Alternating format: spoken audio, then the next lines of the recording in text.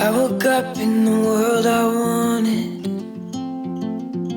Sunrise dancing with the morning. In your eyes, I swear I saw it. I woke up in the world I wanted. Photography is imagination. It's vision. You see something and you want it to last forever, so you put your camera to use to capture the thing that you saw. But what if you can't see? What if you don't have vision? How do you even fix that? What if you don't feel creative? It used to be a dream, but now it's you and me. It used to be a dream, but now it's you and me.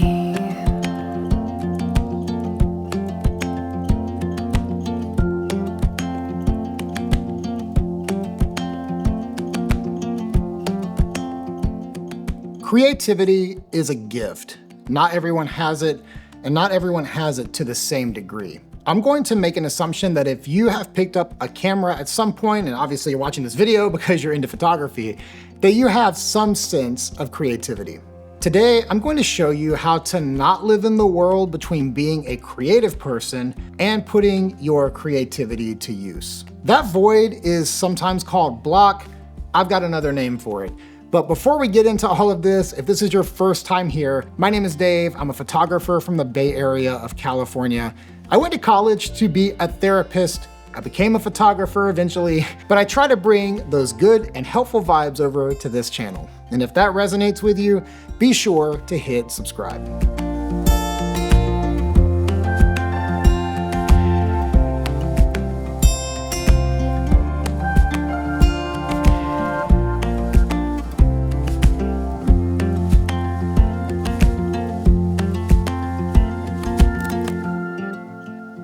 Today, we're going to talk about systems that serve our creativity. Systems are meant to be flexible, they can change, they aren't meant to put you in a box. And if you follow through on a thoughtful system, I believe you're going to make your best photos yet because you're going to love the process. So I've created this 5-part series. Each part is going to represent a collection of systems that I'm going to teach you to design. You're watching part 1. Today, we are going to talk about the systems with vision. All right, so vision systems. Humans live in a world of duality, sometimes plurality. What I mean is that we have our reality, and then we have the world that we would design. Like, have you ever imagined what you would do with the money if you were to win the lottery? That's the duality that I'm talking about. It's your reality, and then the world that you would design. And as I mentioned, we also exist in like a plurality because we've got our real self, we've got our work self, our creative self, the part of us that's a good friend, our family self, the part of us that daydreams and builds all those little worlds. We've got that retired version of ourselves that we imagine in the future, or maybe you're there now, and you get the point. This is all the plurality and the duality in which we exist. So for your vision systems, we're gonna start by tapping into those 2 parts of you. Let's start with the real world. Our first system is quick and easy. I want you to grab a sheet of paper so you can write it down, and until you write it down, it does not exist. But grab a sheet of paper and write down a list of places that you have access to. So like for me, as an example, I live in the East Bay. So my nearby locations I have access to are like San Francisco. There's Marin if I want to go into the redwoods or onto the coast. There's Mount Diablo if I want to get up kind of high. Those are all like really accessible. Then I've got half-day locations, places like Santa Cruz, Monterey, Big Sur. I've got full-day locations like Yosemite, Kings Canyon, Sequoia. And then I've got multi-day locations, places like SoCal or in the Eastern Sierras out in the desert. And you might be thinking like, Dave, I live in the middle of nowhere. I have nothing around me worth even putting down on paper. But I'm gonna push back a little bit because you might have some county parks, you might have some state parks, you might have cool little towns around you or historical places or just like interesting things. I fully believe there's something out there near you no matter where you are in the world. So really the only thing you would put on the list if you have nothing are just a bunch of excuses. That list is your first system that will help you have more creative photos. Now, it's one of many to come, but it's critical that you write that list down. So that is your real world system.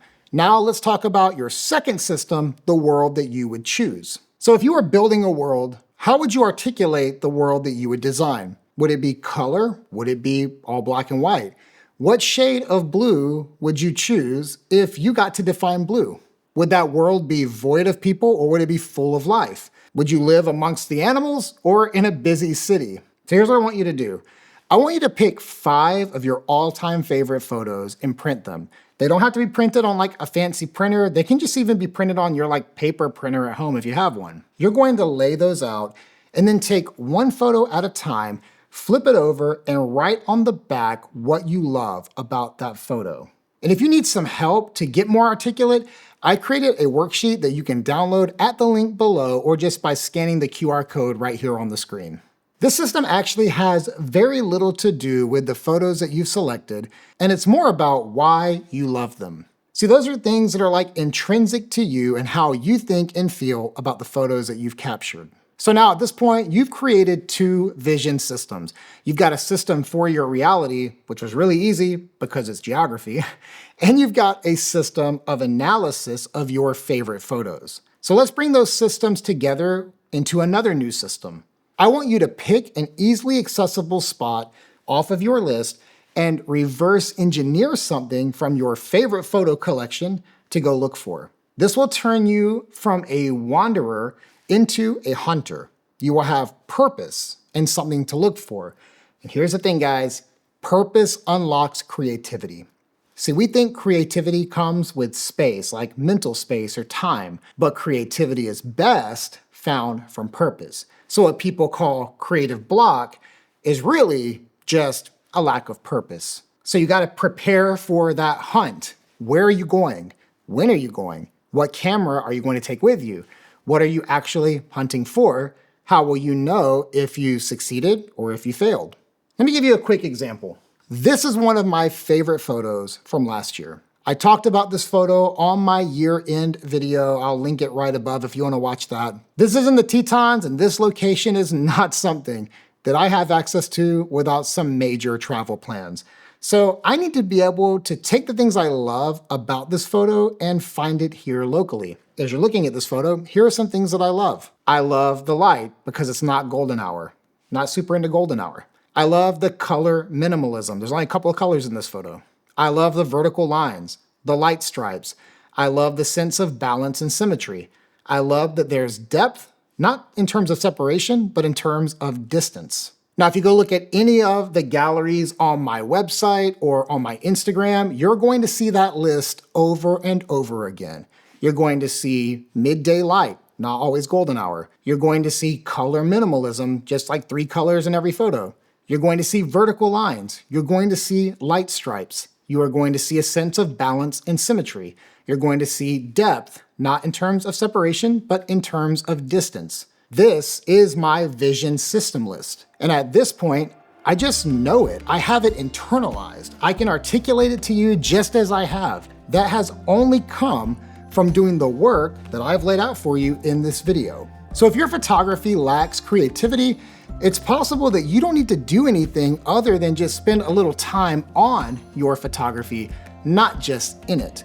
A little time at the table and a little less time behind the camera. I know that sounds counterintuitive, but it is true, it will work. What you do at the table will pay dividends in your photos. So I hope you enjoyed this video and found it helpful. And if you did, be sure to give it a like, share it with a friend, and of course, make sure that you are subscribed because this is a series. So there's gonna be more in this series of creative systems. And as always, thank you guys so much for watching, and I'll see you next time.